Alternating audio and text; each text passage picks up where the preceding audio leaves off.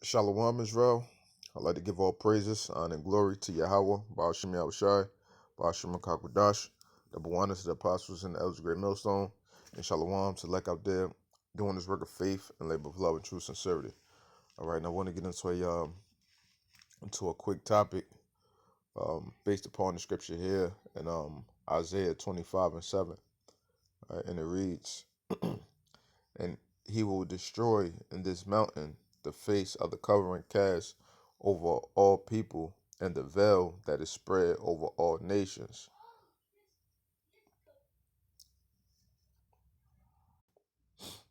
And this refers to the bywords, the by names, the false nationalities in which Esau, Edom has placed upon us as a people. Changing our biblical names into our modern day names, of nationality, African American, Hispanic, or this is that and the third, you know, and the mountain represents America. Mountains represents governments or people. And the whole world is currently living in a big smoke screen, a big smoke screen formed by the so-called white man to do his ultimate deeds, which is to steal, to kill, to lie, to destroy. All right, because he is the he is the destroyer of this world. Look at his track record. Look at everything in which he's done. He does things and try to cover it up. You know, they've done so much within the society, to try to um, mask who we really are, and to mask that dirt in which they've done throughout the history, and they've done it sloppily, man. They've done it sloppily, but at the same time, it was meant for those to stumble and to never come back as they should. But the Most High gave us the grace to be able to see the flaws in Esau so that we could dodge those bullets, dodge those arrows that Esau was shooting at us. And now he's being taken down by his own arrows in which he cast out. They're coming right back to him like a boomerang effect, man. You know? Um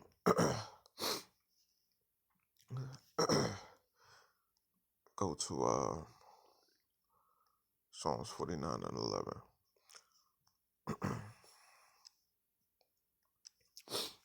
All right, this is Psalms 49 and 11.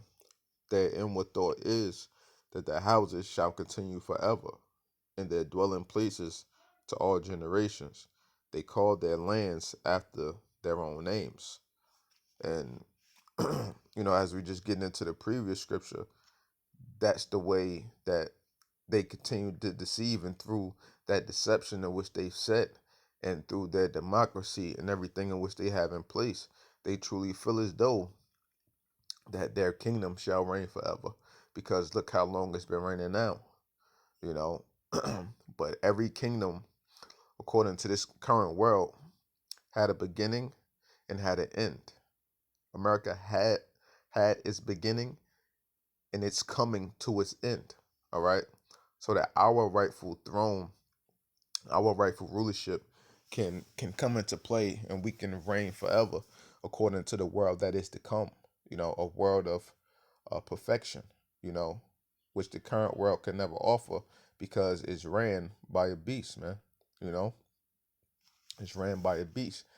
Esau, they passed down every uh everything in which they have into their future generations, and as time goes on, it gets worse and worse. You know, the ones that are coming after them are overdoing their wickedness, man, but just more in deceptive ways. Hence, we have all these different social tools, that are used as vehicles as information, but at the same time, they're a death trap for many, because many use them and uh, wind up setting themselves up behind using certain vehicles, or a lot of this social media, or just being drowned in the modern day rhetoric that's given to you by, your daytime talk shows, your radio, like the Breakfast Club and them, and many others that's out there, man. That's set up by Esau, to put a spin on things, like everything with Dwayne Wade and his son, man. You know, and they're putting this spin on this whole society, and he's been a forefront for this, to reel in more so for this community, man. You know, that community, the alphabet community, man. You know, which is nothing but utter wickedness. And people actually want you to go around and accepting this stuff, but that tells you that these people's heart or mind is not right, for the simple fact that they not going into it with a biblical mindset, man. But that's a part of Esau's tactics, and why, and furthermore, the reason why that they're in what thought that the houses shall continue forever, because they're demasculating our men. They're demasculating our population. Every time I turn around, you're hearing about something else, or certain family members, this, that, and the third. Like, this younger generation don't stand a damn chance, man. That's why, the Lord has to do what He has to do, and reel us in during this time frame, man. Not during this time frame, but during this lifetime here, because this is truly the end, and we can see it. How much, that the wickedness is constantly increasing upon the face of the earth. You know, that's why. In verse 12 it says, "What? Nevertheless, man being in honor abideth not, is like the beasts that perish." So that's Esau. He doesn't abide in honor. All right. He don't abide by things of morals, principles, integrity, different things like that. He's not governed by any laws. It's just whatever he says, whatever he feels, and they're gonna go with that, man. He is like the beast that perish. Well, because a beast doesn't have a utter sense of reality outside its primitive actions, and that's what Esau is. He's nothing but a primitive being, for the simple fact that he does everything in a primal nature, man. You know, wild savagery, the type of parties and different things that they get into, the blood sacrifices, this, that, all that stuff on the left hand side. That's nothing but the nature of a beast. You know, that's nothing but the nature of a beast. What else? If that's not that, then what else can you call that? And that's why we call this man the devil, right?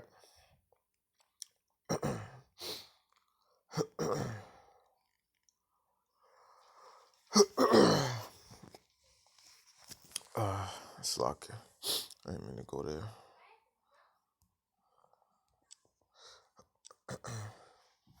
Job 9:24.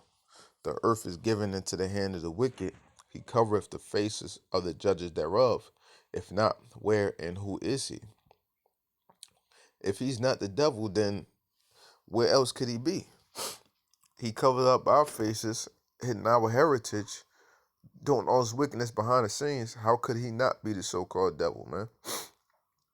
Or how could he not be the devil that the Bible speaks of, which is the ultimate deceiver upon the face of the earth, man?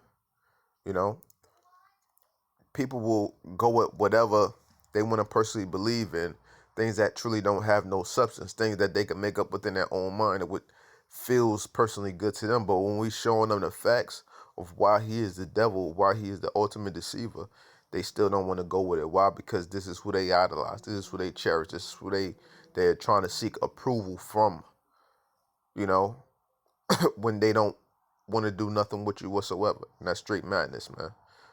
So with that, I hope this segment was edifying.